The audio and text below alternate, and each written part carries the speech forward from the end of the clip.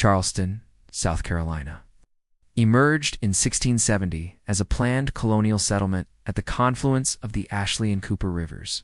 The city's founding location was deliberate, a natural harbor protected by barrier islands, offering both defensive advantages and access to maritime trade. This geographic fortune would prove foundational to Charleston's development, as the city grew not merely as a settlement but as a major Atlantic port, a role that would decisively shape its built environment for centuries to come. The earliest architecture of Charleston reflected practical necessity and available materials. Settlers constructed buildings from locally harvested timber and, as trade expanded, imported brick and stone. The street plan itself, laid out in a regular grid by the colonial proprietors, imposed order on the landscape and facilitated commerce. Residential structures of the 17th and early 18th centuries were modest by later standards, yet they established patterns that would persist. Narrow lots, orientation toward the street, and adaptations to the region's hot, humid climate through elevated foundations and deep porches. By the early 18th century, Charleston's prosperity derived from the plantation economy and the Atlantic trade that sustained it. This wealth manifested in increasingly refined architecture. Merchants and planters constructed homes that displayed their status through symmetrical facades, multi-story designs, and imported materials. Georgian architectural principles, popular throughout the British colonies, appeared in Charleston residences and public buildings. The style brought order, proportion, and classical detailing to the streetscape. Commercial buildings along the wharves grew taller and more substantial, reflecting the port's expanding importance. The mid-18th century witnessed Charleston's ascendancy as one of the wealthiest cities in British North America. Architectural historians note that this period produced some of the region's finest residential work, with homes featuring sophisticated interiors, imported hardware, and careful attention to design principles. The city's merchant class invested in properties that announced their wealth and taste. Public buildings, including churches and civic structures, reflected both religious commitment and civic pride.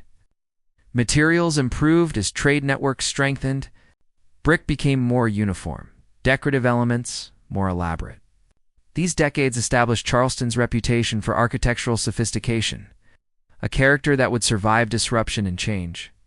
The American Revolution brought disruption, but not destruction, to Charleston's built environment. The city endured siege and occupation, yet many structures survived.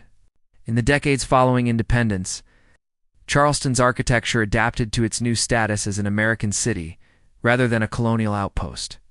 Federal-style design, which emerged in the early Republic, gradually replaced Georgian conventions. This style, while maintaining classical order, expressed American identity through simplified ornament and refined proportions. Residential architecture of the post-revolutionary era shows this transition clearly, as builders incorporated new aesthetic principles while maintaining the practical adaptations Charleston's climate demanded. The 19th century brought significant changes to Charleston's urban form. Population growth and evolving economic activity reshaped neighborhoods. The introduction of brick-making facilities and improved transportation expanded construction possibilities. Row houses became increasingly common, particularly in residential areas, serving merchants, professionals, and the growing middle class.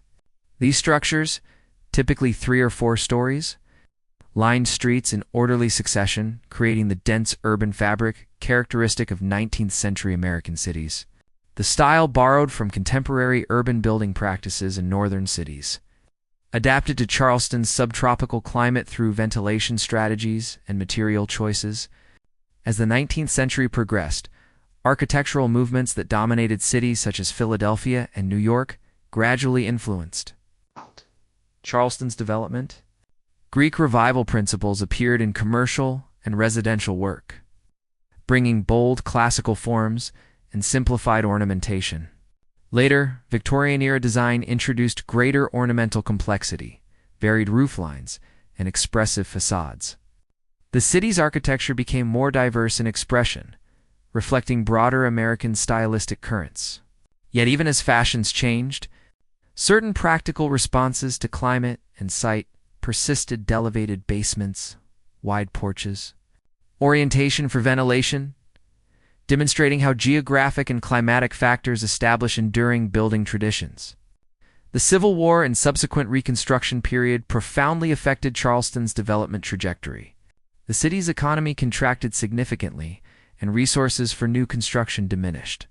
Paradoxically, this economic decline preserved much of Charleston's earlier architecture.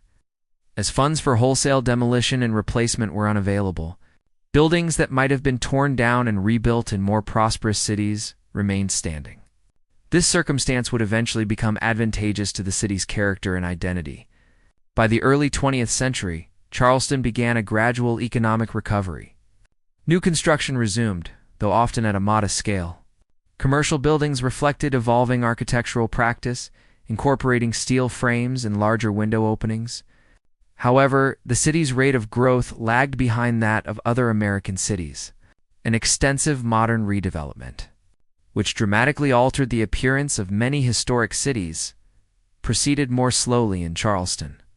The city's relatively constrained growth preserved significant areas of 19th and early 20th century architecture. The latter 20th century brought renewed attention to Charleston's architectural heritage. Preservation efforts, beginning in the mid-20th century, recognized the historical and aesthetic value of the city's older neighborhoods and buildings. Design guidelines and historic district designations sought to protect significant structures while accommodating necessary change. This approach reflected a broader national movement toward historic preservation. Yet Charleston's combination of economic circumstances and deliberate conservation policy created particular conditions for maintaining its architectural continuity. Today, Charleston's architectural character results from this long accumulation of periods, styles, and adaptations. Streets lined with 18th century homes, 19th century row houses, and early 20th century commercial buildings create a layered urban landscape. The city's harbor location, which directed its colonial founding and shaped its early prosperity, continues to influence urban form and activity. Architecture from multiple eras coexists, each bearing the marks of its own time while contributing to the whole. The patterns established by colonial town planners, the adaptations developed to address climate, the craftsmanship of countless builders and workers, and the preservation choices of recent generations together compose the city's identity. Charleston's architecture stands as a visible record of how location, economy, climate, and historical circumstance work together to shape a place over time.